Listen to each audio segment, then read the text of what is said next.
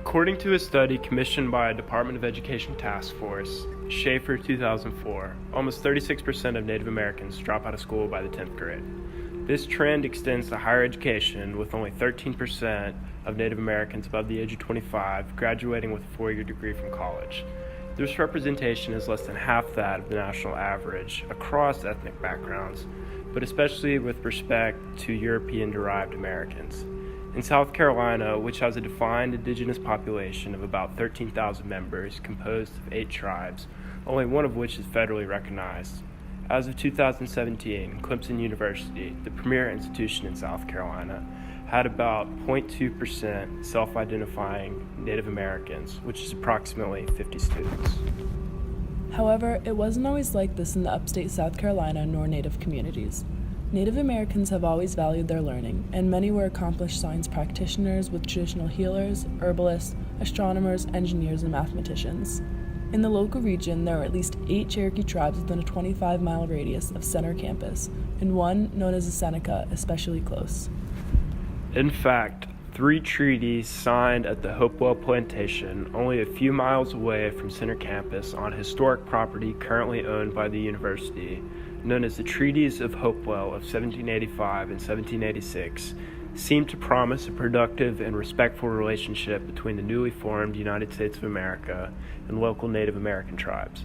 It outlined the western border for expansion, trade relationships, and mutually beneficial terms for the emerging Continental Congress and the established Cherokee, Chickasaw, and Choctaw nations.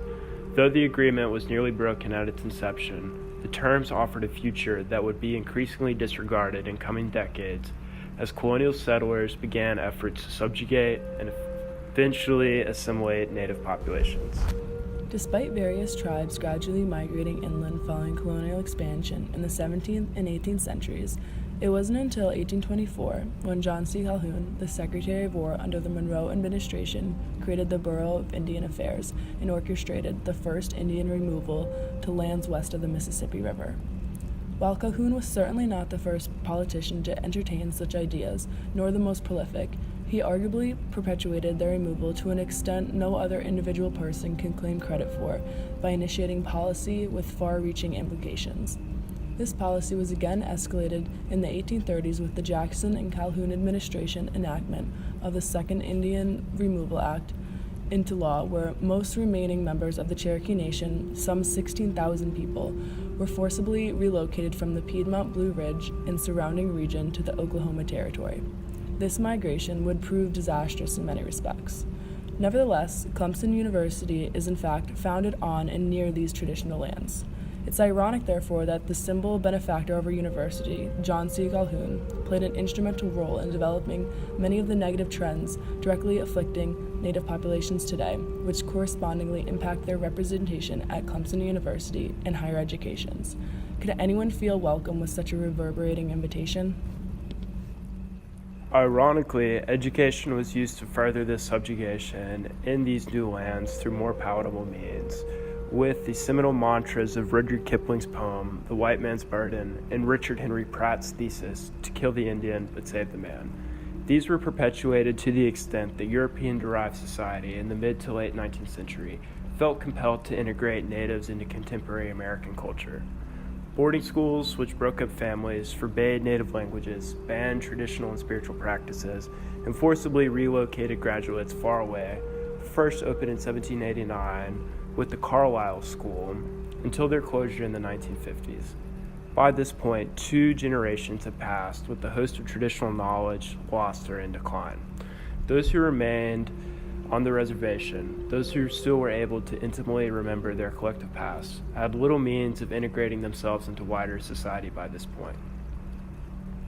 This led to many tribal elders covertly telling younger generations not to trust the education system, as it had evidently destroyed respect and observance for their culture. In fact, it was not until the 1990s that school curriculums on reservations guaranteed Native Americans learned their own language as well as English, or were taught a version of their own history that inoculated respect.